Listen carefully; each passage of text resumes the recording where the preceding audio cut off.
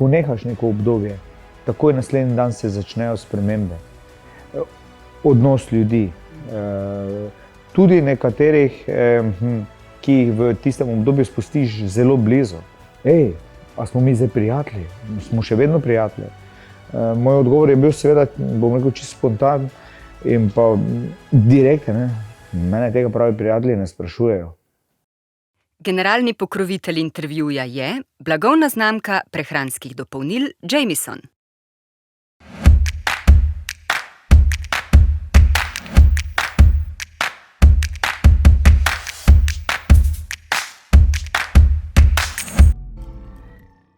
Moj gost je Dejan Zavec, Mister Simpaticus, šampion, bokser, podjetnik in človek z veliko začetnico. Zato smo ti tudi kolektivno nadeli naziv Mister Simpaticus.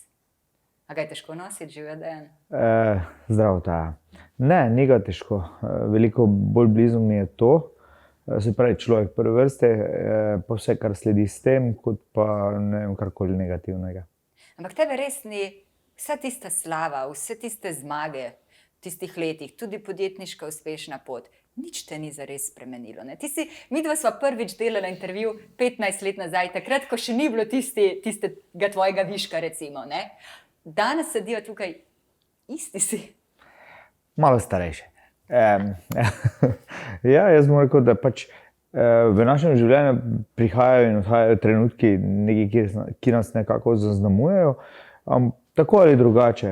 Jaz pravim, da so to pač neke postaje, neke izkušnje, s katerimi lahko živimo naprej, brez da se, ne vem, kakorkoli spreminjamo. Seveda, določeni dogodki puščajo v nas, bom rekel, neke spremembe, opazke, mišljenja, videnja, ampak jaz mislim, da to ni tisto, kar bi lahko spremenilo človeka v generalno. Ja, ampak sej, veš, pri tebi se mi tako zdi, da v bistvu preden je prišel tvoj veliki uspeh, recimo, ali pa ta pohod, ne, uspešni, kjer smo te javnost, kjer te spoznala, pač kot šampiona, se mi zdi, da si že do takrat toliko stvari v življenju dal skozi, sam pri sebi, da enostavno si že imel en temelj postavljen in potem te vsi udarci, takšni ali drugačni, ne, v narekovajih rečeno, niso mogli izruvati. A imam prav ali se motim? Prav. Jaz bom rekel, da sem življenje malo dojemal in še ga vedno dojemam malo drugače, kot bi ga, ne.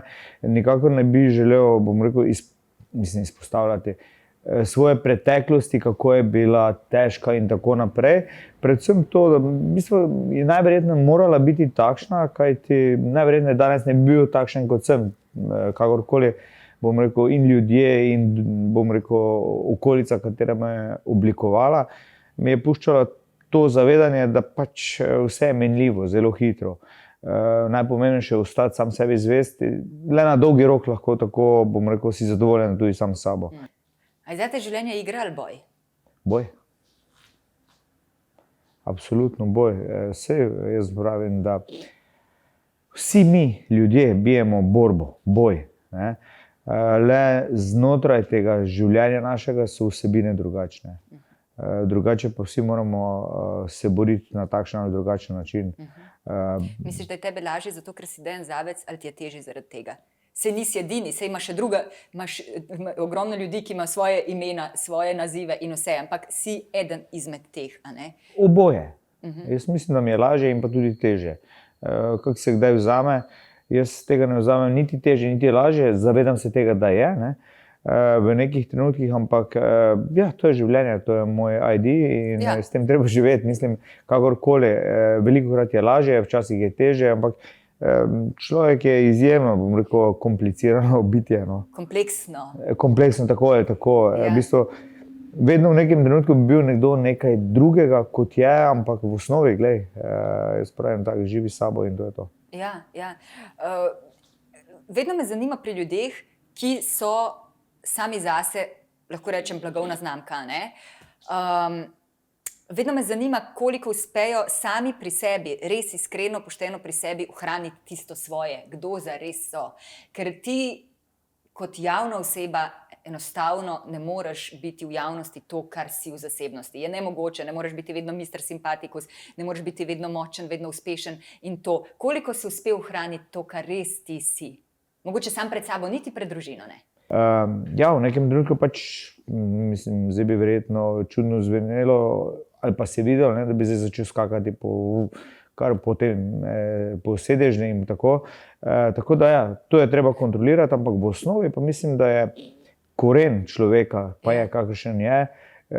Vse meni, bom rekel, se mi zdi to najbolj realno, da si kakršen si in da slediš temu. Jaz pravim, da toliko milijonov, milijard ljudi, kot je na Zemlji, ne, sigurno nekdo opazi ali v pozitivu ali v negativu to, kar ti imaš, jaz imam in pa seveda druge. In s tem nekako potem pridobivaš simpatizerje ali bom rekel neka odobravanja, kar počneš, kar govoriš, kar delaš. To pa je to v osnovi. Jaz mislim, da edino tako, da v bistvu se ne pretvarjaš, da bi rad bil nekdo drug kot to, kar si, da je edino to neka pot, tista srednja pot, ki bo te na koncu vedno pomirila. Pomirila? Ja. Pomirila, ja. Dejan, kako si se ti znašel, ko si enkrat zaključil svojo kariero? Pa vem, da se to ne da povedati po enem letu, ampak recimo zdaj pa je nekaj let od tega, mislim, da koliko, 5? Letos bo 5 let, 6 let. Ja, se pravi, skoraj 6 let. Ja. Ja, skoraj 6 let od tega, to pa že je ena taka doba, ko lahko rečeš, da si v novem življenjskem obdobju. In kako si se znašel na tem velikem prehodu, ko je vrhunski športnik zaključi tako kariero? Zelo zanimivo vprašanje. Seveda tudi, bom rekel, kot samo življenje, zelo zanimivo, zelo turbulentno. Velikokrat poizkušam, oziroma lahko razumem nekoga, predvsem iz športnega sveta govorim, ko športniki ob vsej slavi in vsem imetju, ki so si ga pridobili, priborili tako ali drugače, potem na koncu zaidejo v neko slepo ulico. To je v bistvu velikokrat isto zelo podobno, kot sem že prej omenil, ne. Življenje je borba, znotraj pa je vsebina tista, ki se razlikujemo po njej. Tako da tudi marsikaterega športnika ali drugače prepoznavno osebnost razumem, ko tudi pride na točko, ki je bistveno nižja od takrat, ko so začeli. Ko so začeli, ne ko so prišli na vrh. Tako. V bistvu, že samo, bom rekel, pregovor, ne, relativno lahko je priti na vrh, težko pa je ostati na vrhu. In to definitivno je. Kajti v športu, oziroma pri meni tudi se je zgodilo to, da takoj, ko smo nehali, takoj naslednji dan, je bilo življenje drugačno. Kakorkoli ga hočeš zapisati ali ne, oziroma se ga spomniti ali ne, ko nehaš neko obdobje, takoj naslednji dan se začnejo spremembe. Odnos ljudi. Tudi nekaterih, ki jih v tistem obdobju spustiš zelo blizu, je ta odnos potem popolnoma drugačen. V bistvu, nič slabega nočem povedati. Življenje te celo življenje tako ali tako uči. Ja. Vidiš, kdo je kdo v bistvu. Tako, ja. Jaz pravim, da ko so se tudi uspehi začenjali nekako pri meni, me kar nekaj ljudi vprašalo, oziroma prijatelji vprašalo, a smo mi zdaj prijatelji? Smo še vedno prijatelji? Moj odgovor je bil seveda, bom rekel, čisto spontan in pa direkten. Mene tega pravi prijatelji ne sprašujejo. Pa tudi čas bo pokazal, kdo je prijatelj. In s tem se nikoli nisem obremenil in se tudi danes ne obremenjujem. Ta hitre spremembe v življenju so seveda, vsi si želimo na dobro, na malo slabše nismo pripravljeni. Ja, meni se je zgodilo najverjetneje kot veliko drugim športnikom. Ja. Srečeval sem se, kot sem že omenil, z res trdimi pristanki. Ne vem, ko sem nehal športno pot, se je začelo tudi, bom rekel, zelo temno obdobje mojega poslovnega življenja in seveda s tem sledi potem tudi, bom rekel, tudi moje osebnostno, fizično življenje se začne spreminjati in ja, veliko je teh stvari. In na koncu se res sprašuješ, kdo je tu ok, pa kdo tu ni ok, oziroma kdo je proti tebi in kdo ni proti tebi. Pojavljajo se vprašanja, s katerimi se nikoli prej nisem ukvarjal, ampak spet smo pri tistem, ne? Čas pokaže, kdo si, kaj si, oziroma tudi tisto, ja, kdo so prijatelji, kdo niso prijatelji, kdo so znanci, kdo niso znanci. Je pa seveda nekako najlažje, Ja, najlažje je velikokrat, bom rekel, da je tukaj tudi seveda življenjske izkušnje, najlažje si usesti pa reči, tak, da sem končal, nimam več kaj narediti, prosim, pomagajte mi. Jaz pravim tako, da že življenje me naučilo, če si ne boš pomagal sam, tudi te pomoči ne bo prišlo kar od nekod. Ja, si me presenetil z odgovorom, ker namreč jaz sem te pač videla oziroma se mi je zdelo, da ta prehod pri tebi ni bil tako težak in zahteven. Seveda se ne druživa, se ne prijateljujeva, ne spremljate vsak dan, ampak nekako se mi zdi, da Dejan Zavec v našem prostoru še vedno to pomeni, da si nadaljeval s podjetniško potjo, da ustvarjaš nove talente oziroma talente oblikuješ. Enostavno se mi je zdelo, našel si je, še vedno ohranil družinsko življenje. Skratka, navzven vse lepo in prav, pa vidim, da tudi tu so bile preizkušnje oziroma da si moral garati za to, kot rečeš, boriti se za to. Ja, absolutno, nisem se zavedal oziroma nisem si mislil, da bo to tako brutalno. Zares, bom rekel, tudi ko prihaja potem tiste zdravstvene težave, ne vem, lahko rečem, da sem bil v 2 trenutkih tik pred infarktom. Zaradi skrbi, zaradi fizičnega stanja in podobno. Ampak na koncu koncev, če se ne bom jaz boril, kdo se bo za mene boril? In jaz bom rekel, da tega ne vzamem, danes mi je ok, danes sem srečen, zadovoljen. Tudi takrat sem bil, ampak pač je prišla neka stopnica, neki prehod v življenju. In ja, kot sem že rekel, v življenju se lahko učimo. Seveda, jaz verjamem, da ni lahko preiti iz situacije, ko skoraj da ni na zemlji stvari, katero si želiš in jo dobiš, v naslednjem trenutku, pa niti osnove ne. To so svetovi, ki so skregani med seboj, ampak absolutno, ja, takrat imeti ob sebi prave ljudi, se pravi. Samo eden je dovolj, kaj šele več. Tako je. Jaz bom rekel, da sem imel to srečo, da imam res dobre prijatelje, seveda tudi družino, kateri so temelji za to, da lahko napreduješ, da ti dajo smisel življenju naprej, da kljub temu, da nisi ti več vsak dan na prvi strani časopisa, medijev in tako naprej, da si še vedno ti in da s tem znaš živeti. In tudi, če pridejo težave, da jih rešuješ. Ne, da počepneš ali pa, ne vem, stopiš korak nazaj, če jih ne bo rešil drug, jih pač ne bo. Ne. Tako da, ja, po drugi strani življenje je plemenito, lepo, treba pa se boriti. Ja. Kako si, ali je kaj takšnega, kar iz tega ne prvega dela tvoje življenja, pustimo, to je otroštvo in mladost, ampak recimo iz tega vrhunskega športa, iz tega obdobja, ali kaj pogrešaš? Če karkoli ne pogrešam, ne vem, da bi se vrnil v ring, ne pogrešam tega, ne vem, samega dogajanja v ringu. Tu in tam me morda opomni, spomin na tisti pravzaprav največji adrenalin celotne zgodbe, to je sam prihod v ring, ko je nekako vsako oko uperjeno v tebe, zdaj pa vidiš neke poznane obraze, eni jokajo, drugi so prestrašeni, tretji so brezizrazni, skoraj da paralizirani, kaj se bo zgodilo, kaj bo.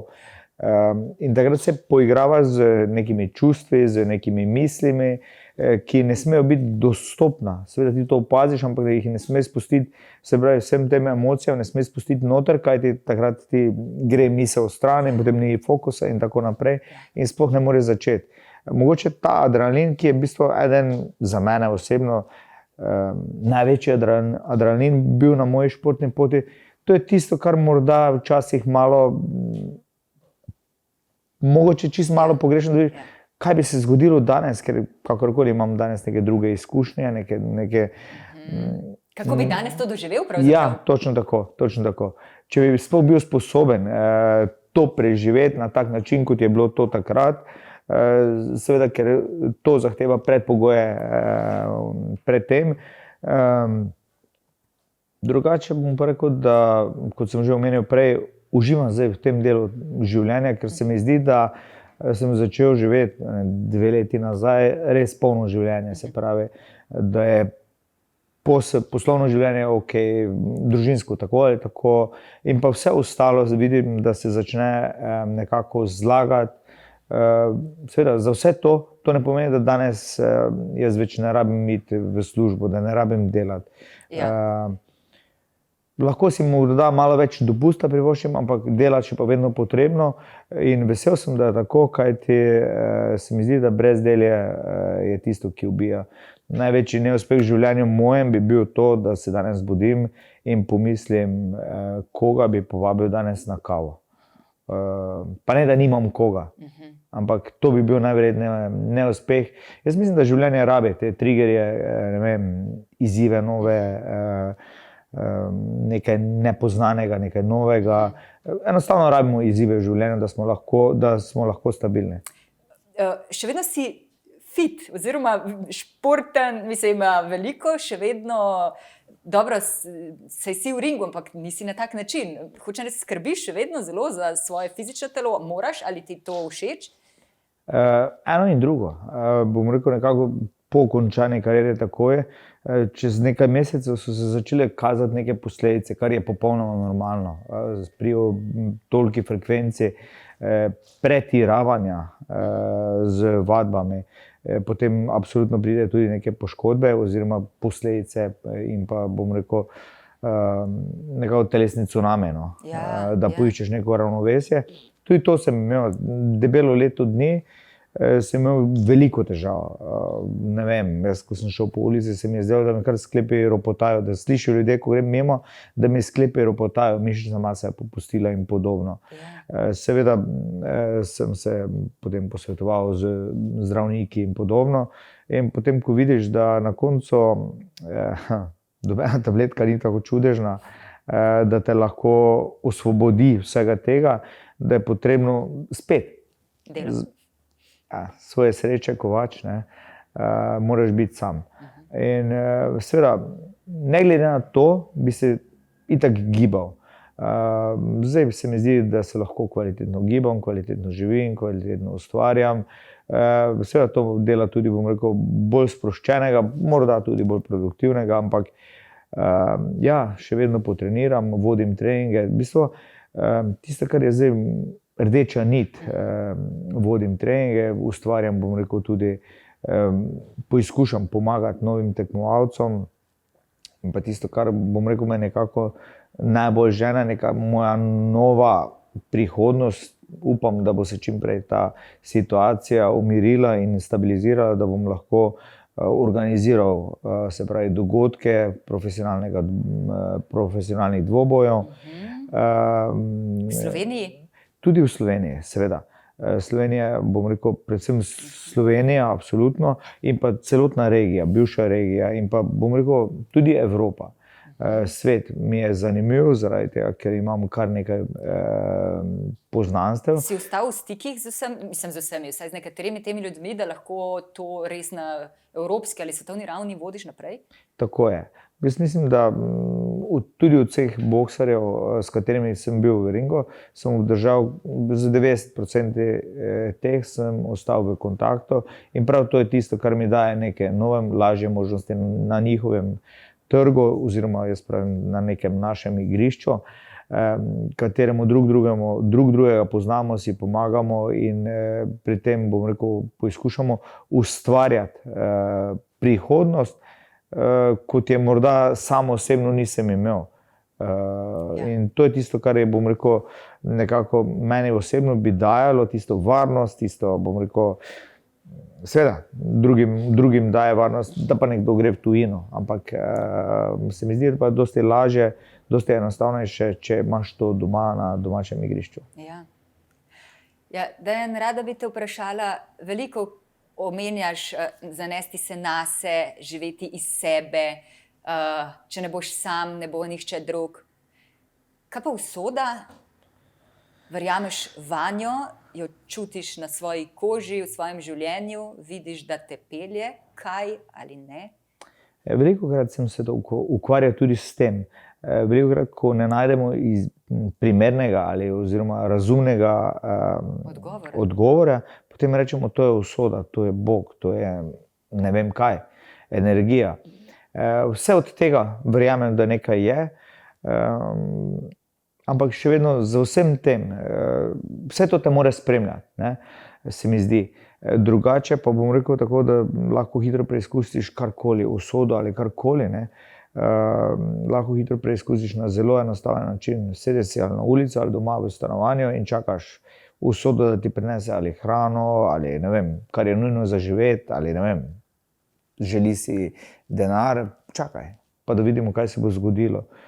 Tu potem začnemo bistveno manj verjeti v te stvari, ne. Se pravi, na nek način... Saj usoda ni, da te malo prekinem, saj usoda ni, da ti nič ne delaš. Pravzaprav pomagaš usodi, da lahko teče, oziroma da prisluhneš. Saj usoda je to, da ti v bistvu prepoznaš, kaj ti je dano, v čem si dober, kaj te zanima, kje imaš kaj zadati, kje imaš kaj za izživeti in da temu potem to daš moč oziroma da delaš na tem, ne. To usoda ni, da se vse zgodi in da ti gledaš. To je moje mnenje, no. Kaj pa na ta način gledaš? Je pa res, da včasih te pa preseneti, v smislu planiraš, delaš za to, se trudiš, potem te pa življenje odpelje drugam. Kaj pa je to? A se ti to dogajalo kdaj? Seveda, pravzaprav skozi vso življenje. Sej, bom rekel, vsi imamo neke plane, imamo neke ideje, ustvarjamo nekaj, ne. Tudi sam bom rekel, da nekako seveda pot me je zapeljala zelo naključno, zdaj pa smo spet pri tej usodi, ne, zakaj takrat ni bilo nogometa, zakaj je bil točno ta človek, ki me je poznal, ne vem, cirka pol leta, je rekel, pridi živeti k mene. In potem spet srečo od tega človeka, se pravi mojega prvega trenerja Ivana Pučka, mi predstavi, pravzaprav me popelje do človeka, ki je prav tako, bom rekel, zapolnil moje življenje v vseh smereh, kot prijatelj, kot oče, kot vizionar, kot učitelj, kot nekaj in sploh. In bom rekel, te tako zaznamuje potem to življenje, da v nekem trenutku rečeš, se morda bi nehal, ampak ne bom, zaradi tega, ker sem hvaležen temu človeku, da je to naredil, oziroma da se je to zgodilo. In potem ta pot gre do neskončnosti. Potem rečeš, samo še to, pa samo še to, pa samo še to. In na zelo podoben način je meni uspelo, seveda z željo, oziroma tako bom rekel, imel sem cilj, nisem poznal poti, vedel sem, da ne bo lahko, vedno bolj sem bil blizu njej, vedno težja je bila. Vedel sem, da bo enkrat uspelo, čeprav je bilo bistveno več pokazateljev, da temu ne bo tako. Res, pokazateljev, da ne bo uspelo, ti pa si slutil in vedel, da bo, ampak da moraš najti pot. Iskreno povedano, nisem vedel. Nisem vedel, ampak imel sem filozofijo v glavi, jaz ne bom čakal, da me nekdo poklical, naj se pripravim, da bom dobil šanso. Jaz sem hotel biti pripravljen, ko dobim šanso, sem jaz ready. Ne, da bom potem nekaj časa pokuril, da bom dobil. Ja, da boš pripravljen na to šanso. Takoj, ko bo ta šansa se pojavila, bom jaz tam. To je morda ena od filozofij, katere so me pripeljale do tega, biti vedno pripravljen, ko se to pojavi. V pravem času na pravem mestu. Ja. No, pa sva prišla do teh usodnih točk življenja, ne, ki te peljajo naprej. Tako je. Mogoče v kakšnih meri po začrtani poti, v kakšni pa izven teh planov, ki si jih imel. Jasno. Jaz bom rekel, da tisto, kar je dodatno napoj včasih, ne, je tudi to, ko ti najbližji oziroma prijatelji rečejo, ko je nek dvom, ko je mogoče pa to ni pametno. Ne. Kaj takrat narediš? To je tisto, ko seveda premisliš in na koncu koncev veš, da prvi, ki bo to občutil, si ti. Ne. Pa ne, da si pri tem egoist, da boš zdaj pa kljuboval zemlji, ne vem, da se žvrgal iz 5. nadstropja na glavo, veš, da nimaš šans, da preživiš. Ne. Ampak se mi pa zdi, da pa tisti trigger v sebi, ne, sem pa vedno zbudil s tem, jaz bom to naredil, ja pa še nišče ni, ja pa ravno zaradi tega bom jaz to naredil. Ja, rabimo triggerje. Ja, si bil tak že kot otrok? vedno strinjal se nisem, ko me je nekdo ožigosal, da bo pa to. Tu sem bil neki taki majhen upornik. Pa rad bi vsaj 2, 3, 4 dela počel naenkrat. To mi je vedno bilo neki izziv. No. Eno je bilo predolgočasno, tudi žena mi reče, pa zakaj ti imaš 3, 4, pa glej, samo eno stvar, ne. Ne morem to, mislim, ne morem to. Premalo mi je. Ne vem, tu se sam s sabo skregam tudi velikokrat. Čisto zaidem v neko časovno stisko, ko potem, tudi kot midva smo se dogovarjala kar nekaj časa, pa mislim, da bo, vse bo in potem se zatakne in potem se nabaše in potem ne veš, kje se drži glava, ampak okej, na koncu, ko pa vse to rešiš, rečeš, vse je šlo. Ne? Ja, da je bilo prav v bistvu, da si sposoben tega, no? Najverjetneje je bilo potrebno tako, ja, točno tako. Ja, veš, to je ta razlika med ljudmi, ne? Kaj potrebujemo. Nekomu bi se na tvojem mestu zmešalo, ne? Medtem ko bi se tebi najbolj zmešalo, če bi živel tako zelo po eno stvar, Ja, pa potem morda kdaj še eno. To je Ja. ta. Mene je vedno polnilo to, ne, poglej, kaj za vrate. Ne pusti, me ne zanima, jaz sem tu na varne strani. Ti bi bil lahko novinar, Dejan? Težka. Raziskovalni. Ne? Ne vem. Jaz mislim, da najlažje se opisovati samega sebe. Jaz mislim, da karkoli bi bilo potrebno, seveda, če bi videl neki smisel, pa Ja. Ja, da bi se motiv, naučil ne. kaj. Ja. Jaz mislim, da skoraj da ne verjamem, da je delo na zemlji, ki ga vsej slabo dobro ne bi upravil, kaj šele dobro. Če bi bil še enkrat star 15 let in bi imel pred sabo možnost eno kariero izbrati, eno pot, a bi se odločil za isto ali te mika še kaj drugega, bi rekel, to bi rad postal pilot? Ne. Ne. Točno to, kar sem zgradil. Seveda nikoli si nisem predstavljal, da bom jaz živel od športa. Jaz sem šel v šport iz spet ene misli, iz spet enega svojega videnja, da je šport veja v življenju, katera je zelo odobravana v družbi. Jaz sem šel v šport zato, da bi malo igral nogomet, zato ker, ne vem, to je moštvo, on pozna onega, ta pozna onega in ko bo nekje neka služba, da bi morda dobil prej službo kot pa nekdo, ki bi stal pred mano v vrsti. To je bila moja filozofija, pač neko poznanstvo in pa da skozi šport pridobivaš na širini družbe. In predvsem to je bila, bom rekel, tista moja motivacija, ja, da ne bi ostal v halozah, ja, da ne bi imel življenja, kot sem ga imel. Da bi si zgradil življenje, da bi se lahko sam odločal v življenju, da bi lahko sam odločal v življenju. Da bi imel svobodo odločanja in da bi lahko uspel. Tako je. Bolj kot je morda kazalo tvoje otroštvo. Tako je. Ja. Samo dve poti sta, ne? Ali te tvoja teža v življenju pokoplje ali pa te naredi močnejšega.